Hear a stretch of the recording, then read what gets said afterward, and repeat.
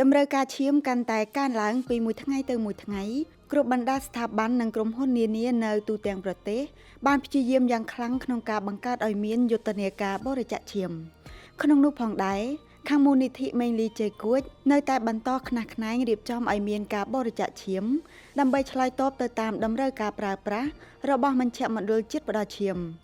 សុកចិត្តដាក់ច្បាប់ការងារកញ្ញាសួរសវណ្ណដាវីមន្ត្រីផ្នែកហិរញ្ញវត្ថុនៃអង្គការសង្ត្រាល់បានបង្ហាញក្តីរំភើបនៅពេលបំណងខ្លួនទទួលបានជោគជ័យ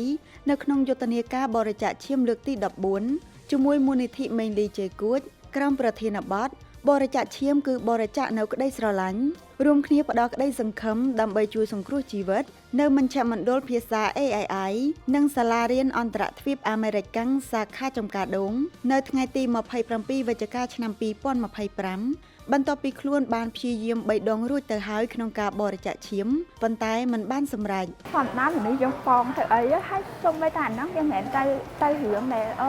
ប៉ងធ្វើអីមួយនេះតែអាហ្នឹងជាផ្នែកមួយដែលយើងបរិច្ចាគឬមួយក៏យើងជួយបន្តិចបន្តួចសោះយើងមិនបាញ់យើងនិយាយមែនទេអត់មានអស់លុយអស់កាក់អីទេតែយើងអាចយកអាឈាមរបស់យើងដែលយើងមានសួរថាយើងទុកនៅក្នុងខ្លួនរបស់យើងតែយើងអាចទៅជួយជីវិតមនុស្សជីវិតអ្នកផ្សេងទៀតខ្ញុំបើសិនខ្លួនខ្ញុំមានអារម្មណ៍ថាសប្បាយរីករាយខ្លាំងឈាមក្រៅតែពីការចេញពីក្នុងខ្លួនមនុស្សពុំមានរោងចក្រឬឱសថស្ថានណាដែលមានសមត្ថភាពអាចផលិតឈាមជួយសង្គ្រោះមនុស្សបានឡើយដូច្នេះហើយបើទោះជាខកជើងដល់ទៅ3ដងតែកញ្ញាសវណ្ណដាវីមិនបានបោះបង់ចោលនៅគំនិតដែលខ្លួនចង់ចូលរួមបរិច្ចាគឈាមនោះទេនេះក៏ព្រោះតែកញ្ញាបានដឹងអំពីអត្ថប្រយោជន៍បន្ទាប់ពីបូមឈាមចេញពីក្នុងខ្លួនផងនិងទឹកចិត្តក្តីស្រឡាញ់ដែលយល់អំពីទុក្ខធុរៈរបស់អ្នកជំងឺនិងគ្រួសារអ្នកជំងឺដែលមានតម្រូវការឈាមក្នុងការវះកាត់ផងឈាមរបស់យើងតែមួយផ្លាប់យើងអាចជួយជីវិតមនុស្សម្នាក់មិននិយាយយើងនិយាយពីរឿងបនវិញណាបាទបនច្រើនណាចាអាហ្នឹងគាត់ផ្នែកមួយនៃការជួយបើសិនអមហាថាគាត់មិនអាចរកបានព្រាមយើងត្រូវបាត់បង់សមាជិកនៅក្នុងគ្រួសារឬក៏សាច់ញាតិរបស់យើងម្នាក់ក្នុងយុទ្ធនាការនេះអាជីវករលក់ដូរដែលជាអាណាព្យាបាលសិស្សក៏បានឆ្លៀតពេលមកចូលរួមការបរិច្ចាគឈាមដូចគ្នា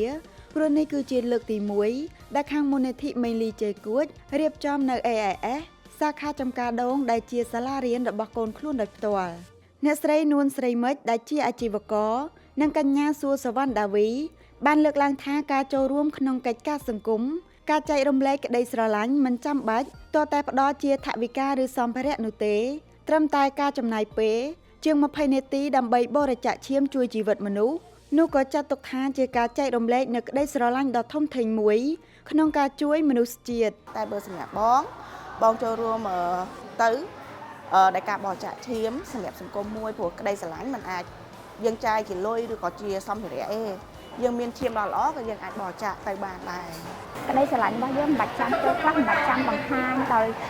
ការប្រើលុយទិញជារបស់អីផ្សេងហ្នឹងអញ្ចឹងគ្រាន់តែឈាមរបស់យើងហ្នឹងក៏បង្ហាញពីក្តីស្រឡាញ់ហ្នឹងហើយក្តីស្រឡាញ់នេះមិនមែនសម្រាប់តែបើយើងនិយាយមែនទេមិនមែនសម្រាប់តែក្រុមគ្រួសារសាច់ញាតិរបស់យើងអញ្ចឹងយើងអាចបានទៅអ្នកដទៃសូម្បីតែខ្លះយើងអត់ស្គាល់ក៏ដោយចា៎អ្នកស្រីនួនស្រីមិចលើកទឹកចិត្តដល់អ្នកដែលមានបំណងចង់បរិច្ចាគឈាមលើកដំបូងកុំមានការបារម្ភឬភ័យខ្លាចព្រោះមុនឈានដល់ការបូមឈាមគឺត្រូវជួបជាមួយវេជ្ជបណ្ឌិតជាមុនដើម្បីត្រួតពិនិត្យសុខភាពក្នុងការត្រួតពិនិត្យនេះគឺជាដំណាក់កាលទី1ដែលអ្នកផ្ដល់ឈាមអាចដឹងអំពីស្ថានភាពសុខភាពរបស់ខ្លួននិងទទួលបានការណែនាំយ៉ាងយកចិត្តទុកដាក់ខ្ពស់ប្រសិនណាបើសុខភាពចុះខ្សោយឬខ្វះខាតក៏ខាងវេជ្ជបណ្ឌិតមិនអនុញ្ញាតឲ្យបរិច្ចាគនោះដែរហ្នឹងមកចង់ផ្ដាំទៅពួកគាត់ថាកុំខ្លាចហើយបើថាពេលដែលបរិច្ចាគឈាមក៏គេពិនិត្យសុខភាពយើងមុនយើងបរិច្ចាគឈាមបើសុខភាពយើងអាចបរិច្ចាគឈាមបានលោកគ្រូពេទ្យគាត់ឲ្យយើងបរិច្ចាគឈាម